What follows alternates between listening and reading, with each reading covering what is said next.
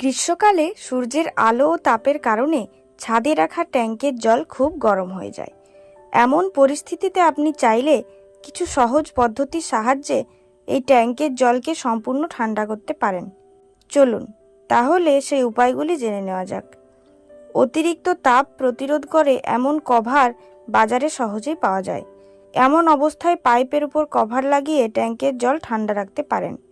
আসলে অনেক বাড়ির ট্যাঙ্ক সাধারণত খোলা ছাদে রাখা হয়, যার কারণে ট্যাঙ্কে সরাসরি সূর্যের আলো পড়ে। তাপের কারণে ট্যাঙ্কটিও গরম হয়ে যায়।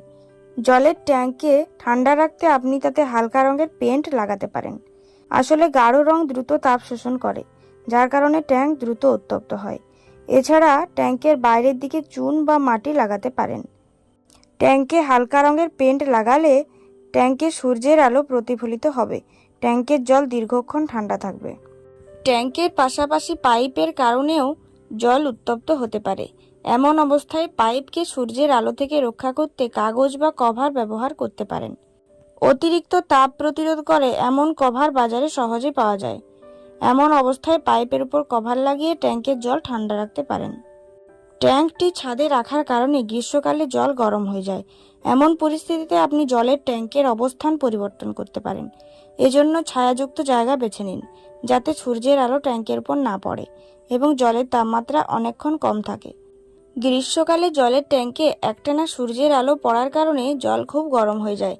এরকম অবস্থায় ট্যাঙ্কের উপর একটি চালার ব্যবস্থা করুন। এর ফলে ট্যাঙ্ক গরম হবে না। আপনার বাড়িতে যদি কোনো অনুষ্ঠান হয় বা অনেক অতিথি এসে থাকেন, তবে গ্রীষ্মের ট্যাঙ্কের জল ঠান্ডা করার জন্য বরফ ব্যবহার করা সবচেয়ে সহজ সমাধান। এজন্য বাজার থেকে বরফের চাই নিয়ে আসুন। এরপর জলের ট্যাঙ্কে রাখুন। এটি দিলে ট্যাঙ্কের জল কয়েক মিনিটের মধ্যে ঠান্ডা হয়ে যাবে। তাই বন্ধুরা, ছাদের ট্যাঙ্কের জল ঠান্ডা পেতে হলে এই সমস্ত পদ্ধতিগুলি ব্যবহার করে দেখুন।